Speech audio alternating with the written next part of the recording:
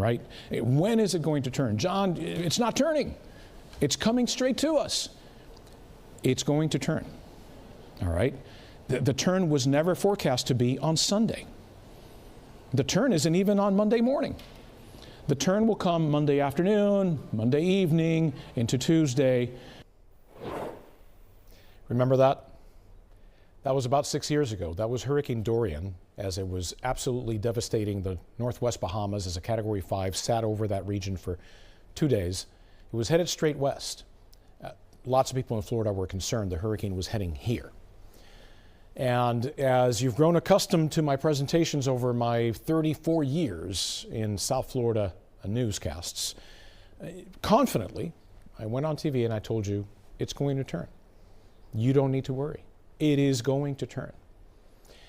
And I am here to tell you that I am not sure I can do that this year because of the cuts, the gutting, the sledgehammer attack on science in general, and I could talk about that for a long, long time, and how that is affecting the U.S. Leadership in science over many years, and how we're losing that leadership, and this is a multi-generational impact on science in this country, all right? But specifically, let's talk about the federal government cuts to the National Weather Service and to NOAA. Did you know that Central and South Florida National Weather Service offices are currently basically 20 to 40% understaffed? From Tampa to Key West, including the Miami office, 20 to 40% understaffed. Now, this type of staffing shortage is having impacts across the nation because there's been a nearly 20% reduction in weather balloon releases, launches, that carry those radiosondes. And what we're starting to see is that the quality of the forecasts is becoming degraded. There's also a chance, because of some of these cuts, that NOAA Hurricane Hunter aircraft will not be able to fly this year, and with less reconnaissance missions, we may be flying blind. And we may not exactly know how strong a hurricane is before it reaches the coastline, like happened a couple of years ago in Hurricane Otis in Acapulco, Mexico. So I was asked to talk about this today. I'm glad I was. I just want you to know that what you need to do is call your representatives and make sure that these cuts are stopped. Back to you. And remember, the NBC6 app is your one-stop shop for everything you need to know this hurricane season. Take out your phone and scan the QR code.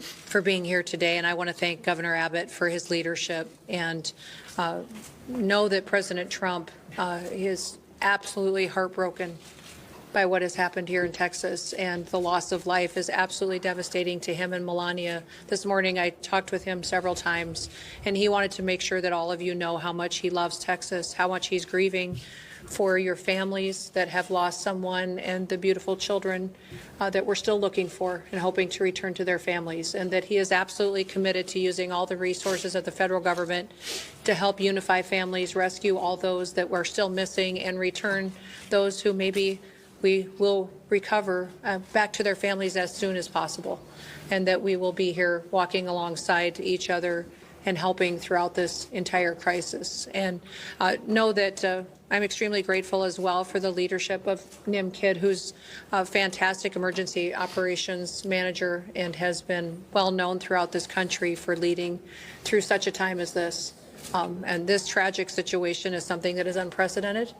We recognize that at the federal level. We also recognize that when something like this happens to a community, happens to a state, that the best responders are those locally, because it's your family members, it's your community members that are being impacted, and you can respond quickly. And the role of the state is to run and manage that emergency, but the federal government needs to be here for the support and extra resources on the ground as well. And that is what we are doing and what President Trump has dedicated to continue to do.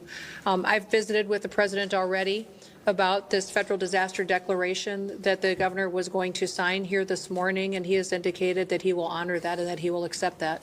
So that response and that relief will be coming. And we also have had assets here on the ground since the beginning of this crisis started, since this weather event did start. And even before it came, we were alerted. We did have Coast Guard assets here that were helping to rescue people. We're thankful for the airframe that showed up and those coasties that were here walking alongside our DPS and the emergency responders that were here, the Texas assets that were deployed already, and that coordination was seamless, and I appreciate him putting that request in right away.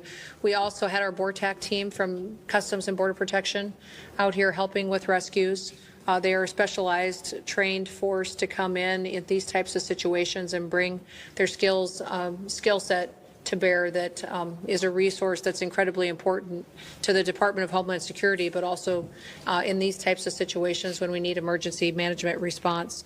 We also did have a CBP advisory interdiction specialist here that was helping with some coordination of air assets that has been present. And then we are looking at the other entities that are under the department, what can be utilized. And of course, FEMA is standing at an enhanced level right now, which means that they are plugged in to the State Operations Center. We are engaged, and then as this response goes forward, that their role will continue to be filled as it always is in these situations and will be timely and responsive as to what the governor requests and what is needed here on the ground. I do know that the state of Texas is amazing in how it responds to disasters. Not every state is like that. Many states do not do what the people of Texas do. And you are an example to the nation of getting through these difficult times, but also know that you're not alone, that you have the entire country's hearts and are with you and are walking alongside you. And at the department, we will continue to bring more resources. We just, at the request of a previous conversation less than an hour ago, in visiting with him and with the governor, requested more fixed-wing aircraft from Coast Guard to come and help us, making sure that we're going out and locating individuals as fast as possible that we know are still missing, and that we also will send more airframe as far as helicopters that have the ability to come in, and some will be equipped, and the fixed wings with thermals so they can continue to work all night long. Some of the assets that other agencies may offer don't have that kind of equipment, but the Coast Guard does have it, and so that will be deployed so that the search and rescue efforts don't stop even when it does get dark at night.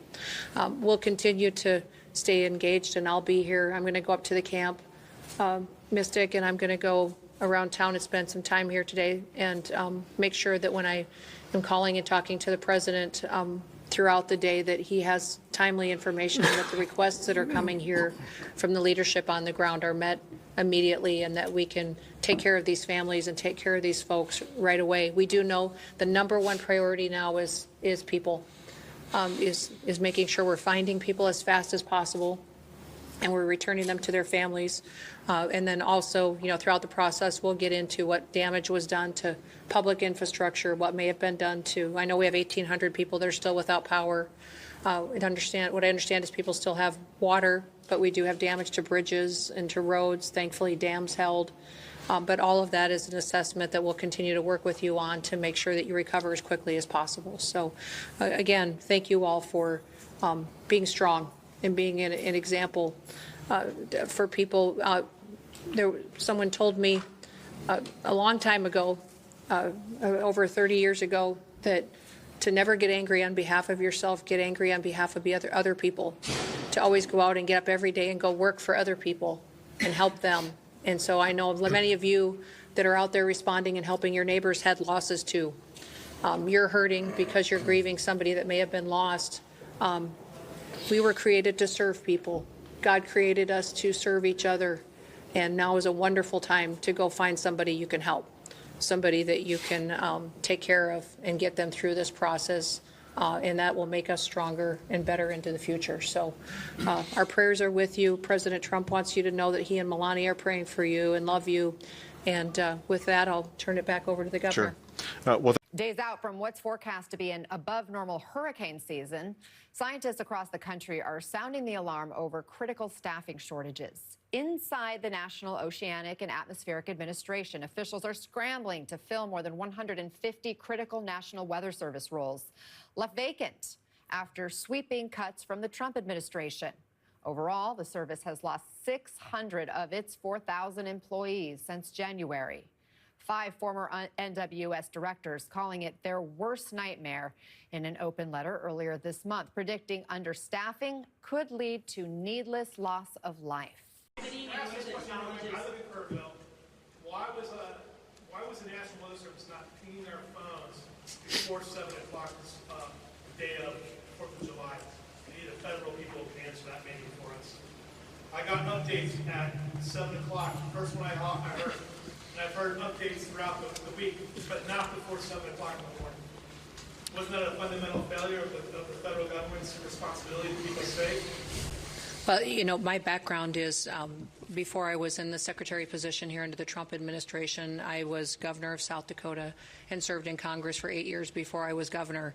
And so I will tell you that for decades, for years, everybody knows that the weather is extremely difficult to predict, but also that the National Weather Service over the years at times has done well, and at times we have all wanted more time and more warning and more alerts and more notification. That is something, and one of the reasons that when President Trump took office, that he said he wanted to fix and is currently upgrading the technology, and the National Weather Service has indicated that with that and NOAA that we needed to renew this ancient system that has been left in place with the federal government for many, many years, and that is the reforms that are ongoing there. The timeline that I have, I don't oversee the National Weather Service, that's not under my department, but the timeline that I did receive from them was that the notifications started to look at its expansion for its limited flood impact area that started on July 3rd at 1:18 p.m. The flood watch was issued. Although it was moderate, it wasn't to the extremes that it was, that when the system came over the area that it stalled, it was much more water, much like I think we experienced during Harvey, the same type of system that was unpredictable in the way that it reacted and the way that it stopped right here and dumped unprecedented amounts of rain that caused a flooding event like this. They continued to elevate and up their notifications. You know, when your notification hit your phone, sir, I'm sorry, I can't speak to when that is, but I do carry your concerns back to the federal government and to President Trump, and we will do all we can to fix those kinds of things that may have felt like a failure to you and to your community members. But we know that everybody wants more warning time, and that's why we're working to upgrade the technologies that have been neglected by far too long to make sure that families have as much advanced notice as possible. But we will be relentless in going after and ensuring that we locate every single person who's been a victim of this flooding event. We're not going to stop today or tomorrow. We will stop when the job is completed. Between now and whenever that day arrives when the job is completed, this is a 24/7 operation, day and night, because we know that we are looking for Texans and Americans, and we put them as our top priority. We will find every one of them. Additionally, I want to let you know that overnight there was an increase in storm damage and rainfall and flooding in other regions of the state of Texas that were in addition to the ones that were in the disaster declaration that I made yesterday. What I'm going to sign today is an expanded disaster declaration that adds the following counties to what I signed yesterday. This disaster declaration includes Bexar County, Burnett, Caldwell, Guadalupe, Travis, and Williamson counties.